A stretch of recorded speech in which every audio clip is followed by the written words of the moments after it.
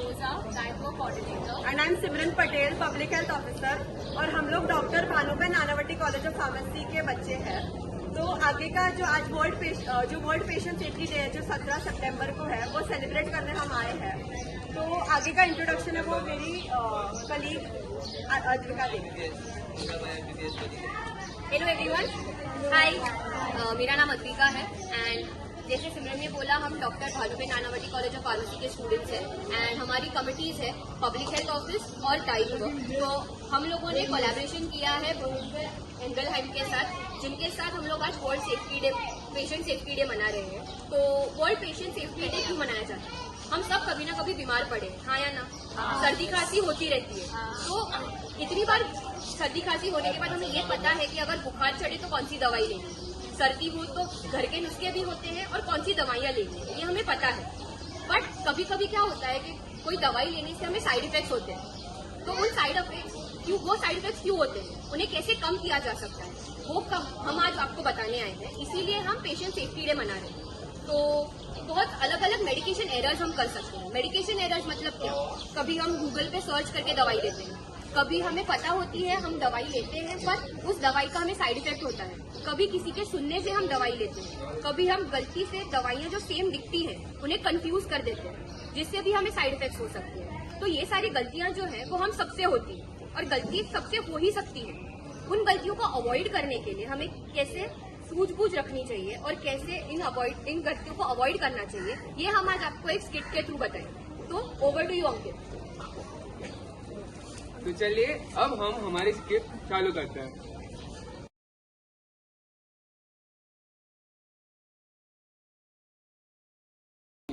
हमारी प्यारी सी चिंकी कुछ दिनों से बीमार है, इसलिए वो डॉक्टर के पास जाती है। तो चलिए हम भी चलते हैं डॉक्टर के क्लिनिक में।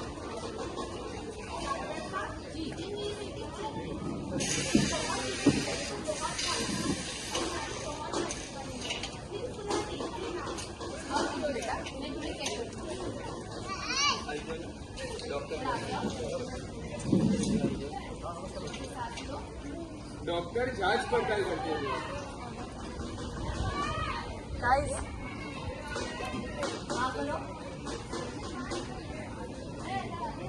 चिंता मत कीजिए चिंकी को थोड़ा सा फूड इन्फेक्शन है, मैं दवाई नहीं देती हूँ, आप पास के फार्मेसी से जाके ले लीजिए, 2-3 दिन से ठीक लगता है।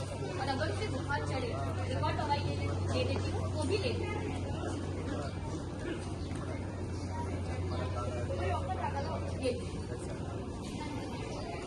चलिए अब तो ये बुखार की दवाई है और ये खांसी की दवाई है, याद रखिए। और 350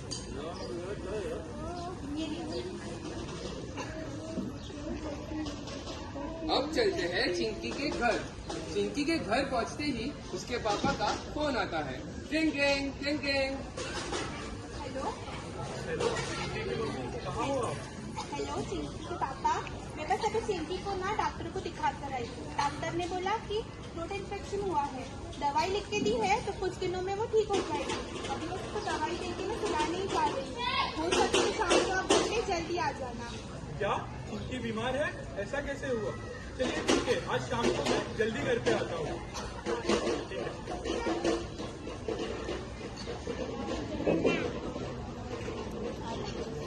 चिंकी बेटा, ये लो दवाई पी लो, दवाई पीने से तुम जल्दी ठीक हो जाओगी। अरे ऐसे कैसे कर रही है बेटा? चिंकी, ये लो दवाई पी लो, तुमसे ठीक हो जाओगी। अनजाने में ही कुछ गलत हो गया, जल्दबाजी में बहुत कुछ नजरअंदाज हो गया। जो लेनी थी वो दवाई ली ही नहीं और जान का खतरा कुछ ऐसे बढ़ गया। फिर 15-20 मिनट बाद चिंकी धीरे धीरे बेहोश होने लगती है। अरे बेटा, बेटा क्या हुआ? चिंकी बेटा अपनी आंखें खोलो। चिंकी चिंकी चिंकी अपनी आंखें खोलो बेटा। चिंकी, हेलो चिंकी के पापा, चिंकी कुछ तो हो गया है, वो अपनी आंखें नहीं खोलती। चिंकी बेटा अपनी आंखें खोलो, आप जल्दी घर पे आ जाओ। आप चलिए डॉक्टर के पास आ जाइए, उसको डॉक्टर के पास लेके जाइए। आप जल्दी उसके पास आ जाइए। हाँ हाँ, मैं अभी डॉक्टर के पास आता हूँ, आप जाइए, इसे लेके जाइए। चलते हैं अब डॉक्टर के क्लिनिक में। डॉक्टर साहब ये देखिए, क्या हो गया? देखो क्या हो गया। आपने जो दवाई दी थी ना, तो देखिए और बीमार हो गई। पता नहीं इसको क्या हो गई, बेहोश हो गई है। कैसे? आपने कौन सी दवाई दी उसे? ये वाली जो आपने खाइए। लिख के दी थी। आपने गलत दवाई दे दी उसे। मैंने आपसे कहा था अगर बुखार चढ़े तो ये दवाई देना। अगर आपने उसे दूसरी दवाई दी होती तो वो ठीक हो जाती। आपने उसे बुखार की दवाई दे दी जिससे वो बेहोश हो गई है। ठीक, आप चिंता मत कीजिए, हम उसे चेक करते हैं।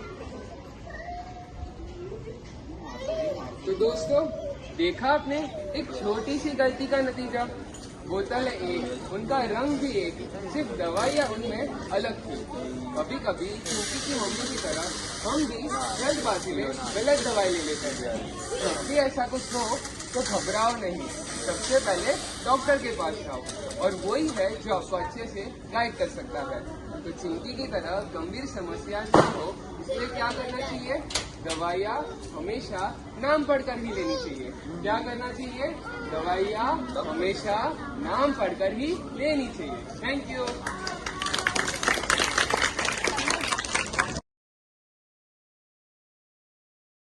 और उनकी बेटी संजय जी काफी बुजुर्ग है। अब बुढ़ापे के कारण वो बीमार रहते हैं, इसलिए वो डॉक्टर के पास जाते हैं।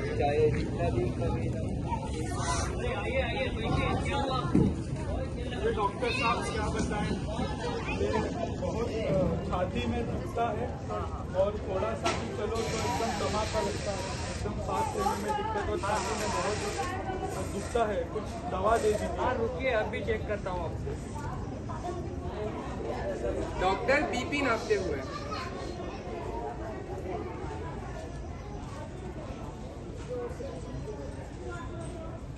आपका ब्लड प्रेशर भी बढ़ गया है।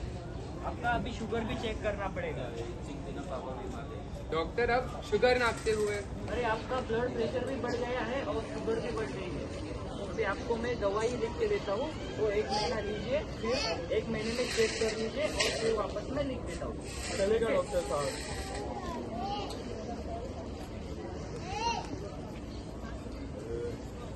ये लीजिए, ये दवाई लीजिए और 1 महीने के बाद फिर से चेकअप कीजिए, और कुछ परेशानी हो तो वापस आइए। चलो, तो प्रिस्क्रिप्शन भी मिल गया। अब जाते हैं फार्मेसी में दवाई लेने। ये दवाइयाँ दे दीजिए, डॉक्टर साहब ने लिखी है। अभी देखिए,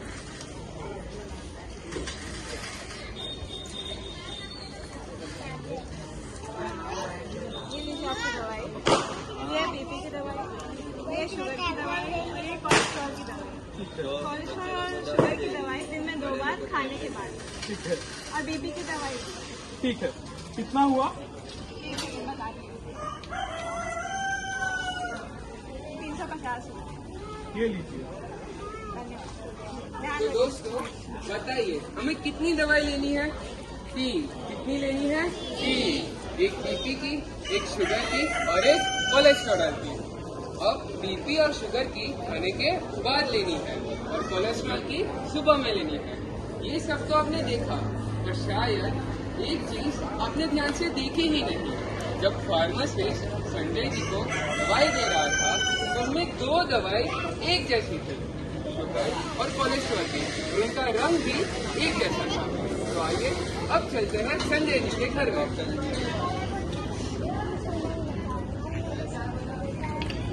डॉक्टर ने ये 3 दवाइयाँ दी हैं। ये बीपी की है, ये शुगर की है और ये कोलेस्ट्रॉल की है।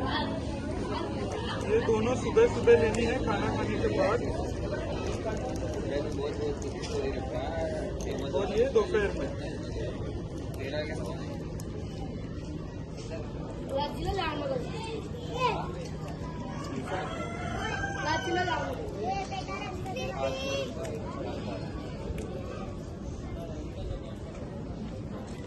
ठीक। अब यही तो सावधानी बरतनी थी, दवाइयाँ सही सही लगानी थी। उम्र के हिसाब से भूल गए वो, कैसी ये परेशानी थी। अब अगले दिन संजय जी उठ के अपना काम करने लगते हैं। फिर खाना खाने से पहले ही वो बीपी और शुगर की दवाई ले लेते हैं। 15-20 मिनट बाद उन्हें चक्कर आने लगते हैं। और तभी उनकी बेटी दौड़ कर आती है। पापा पापा उठो पापा, क्या हुआ आपको? हेलो पापा, हेलो एम्बुलेंस, प्लीज जल्दी आइए, मेरे पापा चक्कर खा के बेहोश हो गए। Jawahar Nagar plot number 302। अब हम संजय जी को अस्पताल लेकर चलते हैं, तो चलिए उन्हें अस्पताल में मिलते हैं। अरे संजय जी, अरे संजय जी, अरे उठिए, ये मैं कहाँ पे हूँ? अरे आप अस्पताल में आए हो, मैं डॉक्टर हूँ। अरे क्या हुआ था मुझे? अरे आपने शुगर की 2 गोलियां खाली बिना खाना खाए से पहले ही।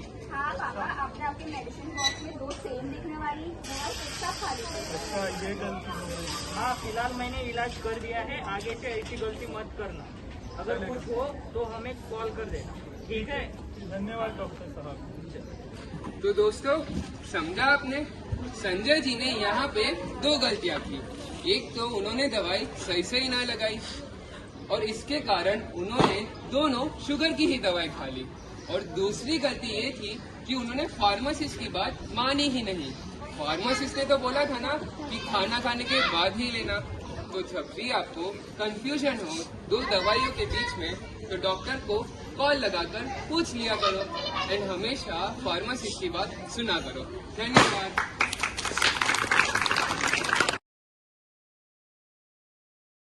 किरदार है डॉक्टर, फार्मासिस्ट और राजू। राजू काफी यंग एंड डायनामिक लड़का है, अपने काम में ही व्यस्त रहता है। कभी कभी तो इतना बिजी हो जाता है कि खाना खाना भी भूल जाता है। बहुत दिनों से उसे सर्दी, खांसी, जुकाम है और पिछले कुछ दिनों से उसे सांस लेने में भी तकलीफ हो रही है। तो वो इसलिए डॉक्टर के पास आता है। अब डॉक्टर उसे रिपोर्ट्स निकालने को बोलता है। तो आइए देखते हैं कि रिपोर्ट्स में क्या आया। आइए आइए राजू साहब, आपके रिपोर्ट दिखाइए। तो आपके रिपोर्ट बता रहा है कि आपको अस्थमा हुआ है, यानी कि आपको दमे की बीमारी हुई है। सच्ची डॉक्टर, कुछ बड़ी दिक्कत वाली बात तो नहीं है ना?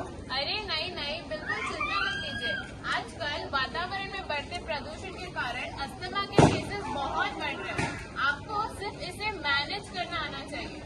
अब मैं आपको एक प्रिस्क्रिप्शन में इनहेलर लिख के देती हूँ, आप उसे जाके केमिस्ट से ले लेना। और हाँ, इनहेलर का यूज कैसे करते हैं ये भी फार्मासिस्ट से सीख लेना। Thank you doctor. Asthma allergies और पोल्यूशन के कारण होता है।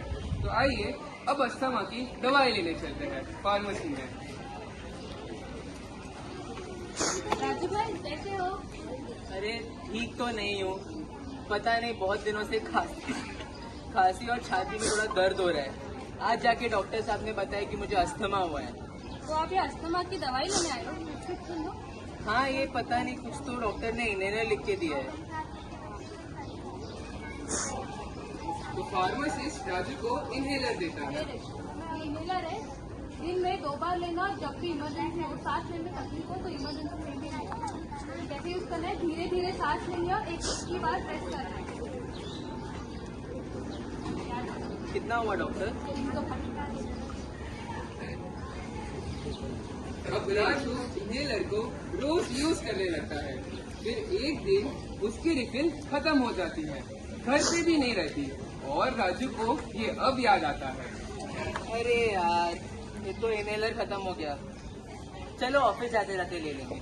तो अब राजू रास्ते में आने वाले केमिस्ट के पास जाता है। क्या चाहिए राजू भाई? ये इनहेलर की रिफिल खत्म हो गई है। अच्छा एक काम कीजिए ना, मुझे इसकी टैबलेट दे दीजिए ना। नहीं राजू भाई, ये ठीक नहीं हुआ। जो डॉक्टर ने प्रिस्क्राइब किया है वही लो। अरे ये लेने में बहुत दिक्कत होती है, सांस की दिक्कत, कोऑर्डिनेशन की दिक्कत। इस पर एक काम कीजिए, आप मुझे इसकी टैबलेट दे दीजिए, मैं बाद में डॉक्टर से बात कर लूँगा। ठीक है, ये लो टैबलेट। कितना हुआ डॉक्टर? राजू भाई, ये क्या कर दिया? लेना था कुछ और कुछ और ले लिया। इतना समझदार होकर भी ऐसा करते हो। देखो, अस्थमा ने भी मुंह फेर लिया। अब राजू भाई अपने काम में व्यस्त हो गए, अपना काम करते ही रहे और डॉक्टर को पता नहीं भूल गए। फिर एक दिन यूं ही वो ऑफिस में अपना काम कर रहे थे। धीरे धीरे उनकी धड़कनें बढ़ने लगी, सांसें भी तेज हो गई और उन्हें घबराहट होने लगी और कुछ ही पलों में बेहोश हमारे।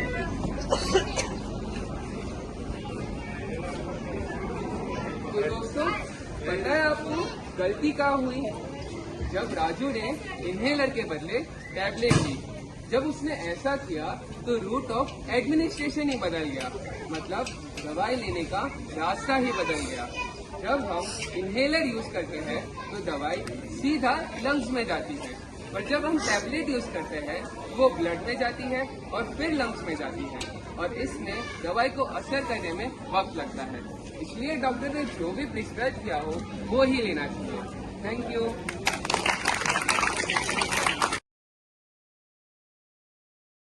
इम्पोर्टेंट नहीं होता, नाम के साथ साथ पावर, डोसेज, ये सब भी इक्वल इम्पोर्टेंट होता है। तो आइए इस पर आधारित इस नाटक की शुरुआत करते हैं। हमारे नरेश जी कुछ दिनों से बीमार है, तो वो डॉक्टर के पास जाते हैं। क्या हुआ है आपको? पता नहीं डॉक्टर, बहुत डिहाइड्रेशन लग रहा है, धुंधला लग रहा है और बहुत कमजोरी सी महसूस हो रही है। डायबिटीज के सिम्टम्स है, फिर भी मैं जरा चेक कर लेती हूँ। डॉक्टर चेक करते हुए, आपको डायबिटीज का टेस्ट पॉजिटिव आया है।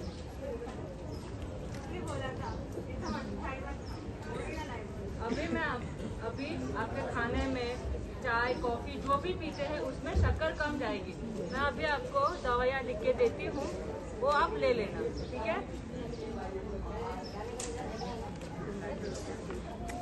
अब नरेश उस हाई पावर वाली दवाई लेने फार्मेसी में जाते हैं। मुझे दवाई दीजिए। ये लीजिए, आपको ये 3 दवाई दोनों टाइम खाने से पहले लेनी है। कितने पैसे हुए इसके? 300 रुपये। अरे यार, मेरे पास तो पैसे कम पड़ते हैं, आपके पास है? मेरे पास के पैसे नहीं है। एक काम कीजिए, आप मुझे खाली 2 दवाई दीजिए। तो अब नरेश जी घर जाके दवाई समय अनुसार खाने लगते हैं। अब कुछ दिनों बाद वो दोनों दवाई की स्ट्रिप खत्म हो जाती है। अरे मेरी तो सारी दवाइयाँ खत्म हो गई। एक काम करता हूँ, मैं अपनी वाइफ की दवा ले लेता हूँ, वैसे भी दोनों को सेम बीमारी है तो कुछ नहीं होगा। समस्या भले ही एक थी, लेकिन समाधान एक ना था। नरेश ने सिर्फ नाम ही देखा और इतना देखना काफी ना था। फिर तुरंत ही वो चक्कर आने लगे और बेहोश होने लगे। अरे ये क्या हुआ आपका? ठीक है ना? पता नहीं, बहुत चक्कर आ रहा है। चलिए मैं आपको डॉक्टर के पास लेके जाती हूँ। बताइए क्या हुआ? पता नहीं डॉक्टर, आपने जो दवाई लिखी थी वो मैंने बराबर ली थी, बट खाना खाने के बाद मुझे बहुत चक्कर आने लगा। आपने कौन सी दवाई दी थी बताइए। देखिए, आपने ये गड़बड़ कर दी। आपकी जो बीवी दवाइयाँ लेती है वो एक ही बार लेती है और वो सस्टेन रिलीज देती है, और मैंने आपको दिया था दवाई जो 2 बार लेनी है खाने से पहले। सस्टेन रिलीज का मतलब है उनके बॉडी में वो दवाइयाँ रहकर ज़्यादा इफेक्ट देगी और आपको क्विक रिलीफ चाहिए, इसलिए अभी जो मैं आपको लिख के दे रही हूँ वही लेना। ऐसी गलती दोबारा नहीं करना, ठीक है? तो दोस्तों, समझा आपने? अगला नाटक। तो इस नाटक के किरदार हैं डॉक्टर, फार्मासिस्ट, रामू, उनकी लुगाई और उनका बेटा चंदू। रामू एक किसान है जो गांव में रहता है उसकी लुगाई के साथ, और चंदू उनका बेटा शहर में रहकर काम करता है। एक दिन चंदू अपने मम्मी पापा को कॉल लगाता है। Ring ring. हेलो चंदू बेटवा, प्रणाम। प्रणाम बापूजी, कैसे हैं आप? सब कुशल मंगल? हम तो सब ठीक है, तुम बताओ तुम्हारा कामकाज कैसा चल रहा है? एकदम बढ़िया बापूजी, बस आपकी और माँ की याद आती रहती है। वैसे वो बापूजी, तो है। माँ किधर है? तुम्हारी माँ क्या कर रही होगी? तुम्हारी माँ खाना बना रही है। सुने तो, हमारा खाना बन चुका है। जी आया। वैसे तबीयत भी खराब है। ठीक है। वैसे चंदू बेटवा, आजकल ना तुम्हारी माँ की तबीयत थोड़ी खराब रहती है। 2 दिन से उसे काफी सर्दी खांसी रही है। तो कुछ अपना वो क्या होता है, इंटरनेट क्या होता है वो? बापूजी इंटरनेट। हाँ वही वो, उसमें देख के बता दो ना कि क्या दवाई दे दे हम उसको, ताकि उसे थोड़ा आराम हो जाए। जी बापूजी, मैं अभी देख के बता। तो अब चंदू गूगल सर्च करता है, लेकिन उसे कुछ पता नहीं चलता। बापूजी, मैंने इंटरनेट पे देखा कि कुछ एंटीबायोटिक्स बता रहा है, मुझे कुछ समझ नहीं आया। एक काम कीजिए, आप माँ को डॉक्टर के पास ले जाइए और उनसे ही पर्चा लिखवा लीजिए। ठीक है बेटवा, कल उसे डॉक्टर के पास में दिखा लाते हैं। ठीक है। तो अब रामू और उनकी लुगाई डॉक्टर के पास जाते हैं।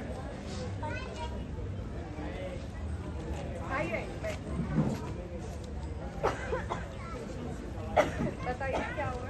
डॉक्टर साहब, इसे ना 2 दिन से ना बहुत सर्दी खांसी हो गया है। 2 दिन से मतलब खांस ही रही है दिन भर से। उसके गले में भी बहुत दर्द रहता है। कुछ दवाइयाँ बता दीजिए, उसे तक आराम हो जाए। ठीक है, मैं चेक करती हूँ, चेक करके मैं बताती हूँ।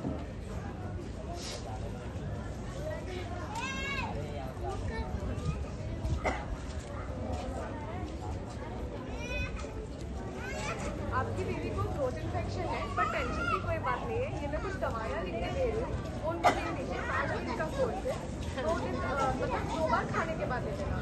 जी डॉक्टर। थ्रोट इन्फेक्शन, तो चलिए अब दवाई लेकर आते हैं फार्मेसी में। भैया जी, हमको ये जरा दवाई दे दीजिए ना, डॉक्टर साहब ने दी है। हाँ मैडम, अभी ले लीजिए। आपको डॉक्टर साहब ने सुबह शाम लेना है, आपका 350। तो अब रामू और उनकी लुगाई घर चले जाते हैं। कुछ दिनों के बाद रामू की लुगाई को अच्छा लगने लगता है। उसने अपना पूरा कोर्स दवाई का कंप्लीट कर लिया है। और कुछ दिन बीते, अब रामू को भी उनकी लुगाई की जैसे सर्दी खांसी हो गई। तो फिर से वो अपने बेटे चंदू को कॉल लगाता है। टिंग टिंग। हेलो चंदू बेटवा, प्रणाम। प्रणाम बापूजी। चंदू बेटवा, कुछ दिनों से तुम्हारी माँ की तरह ना हमको भी बहुत ही सर्दी खांसी हो गया है। इस बार अपने इंटरनेट पे बता के कुछ बता दो। जी बापूजी, मैं अभी चेक करके बताता हूँ। चंदू फिर से गूगल सर्च करता हुआ, लेकिन अब भी उसे कुछ पता नहीं चला। बापूजी, एक काम कीजिए, जो डॉक्टर ने माँ को दवाई दी है, आप भी वही ले लीजिए, उससे आपको आराम हो जाएगा। गूगल भी यही बता रहा है। ठीक है चंदू बेटवा, ये भी सही है, तुम्हारी माँ की दवाइयाँ ले लेते। अब रामू के पास तो उनकी लुगाई का प्रिस्क्रिप्शन था ही, इसलिए वो फार्मेसी में चला जाता है दवाई लेने। भाई साहब, ये दवाइयाँ दे दीजिए, डॉक्टर साहब ने पर्चा दिया। ठीक है, अभी देते हैं। ये लीजिए, सुबह शाम 350। शुक्रिया। अब प्रिस्क्रिप्शन था, इसलिए फार्मासिस्ट ने भी कुछ हिचकिचाहट ना की और दवाई दे दी। अब घर पहुंचते ही 2-3 दिन रामू ने अच्छे से दवाई खाई। अब उसे थोड़ा अच्छे लगने लगा। अब उसने दवाई खानी ही बंद कर दी और यही तो सारी गड़बड़ हुई। कोर्स पूरा ना किया और दवाई बंद कर दी, यही तो सबसे बड़ी गलती कर दी। अज्ञात थे आप, ये जानता हूँ मैं, लेकिन थोड़ा अच्छा लगने पर दवाई बंद कर दी। और 4-5 दिन कुशल मंगल से बीत गए, पर फिर एक दिन रामू को बहुत तेज बुखार चढ़ा, 104 डिग्री तक पहुंच गया। रामू फिर से वही दवाई लेता है।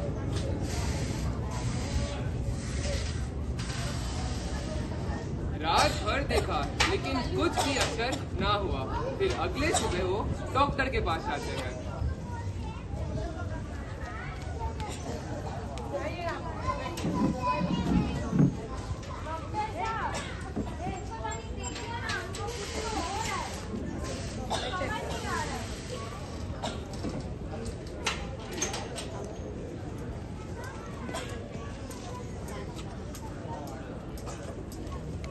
आपने इन्हें कोई दवाई दी थी रात को बुखार के लिए?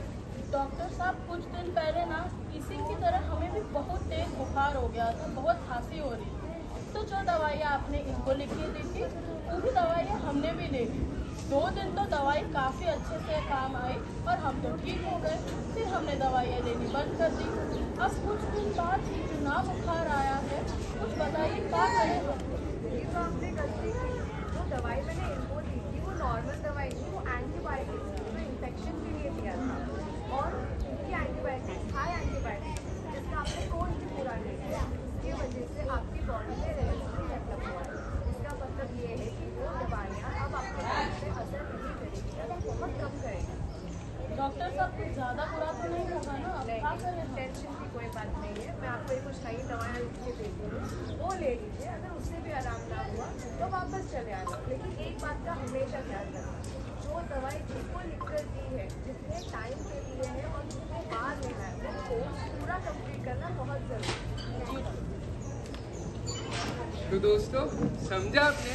कभी भी कोई भी दवाई डॉक्टर या फार्मासिस्ट को पूछे बगैर नहीं लेनी चाहिए।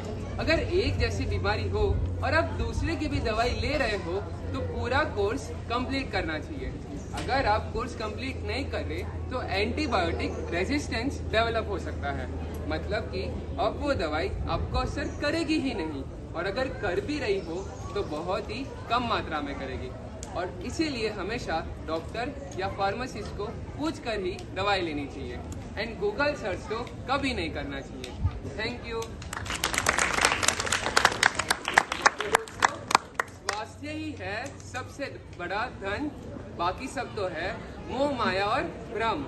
स्वास्थ्य ही है सबसे बड़ा धन, बाकी सब तो है मोह माया और भ्रम।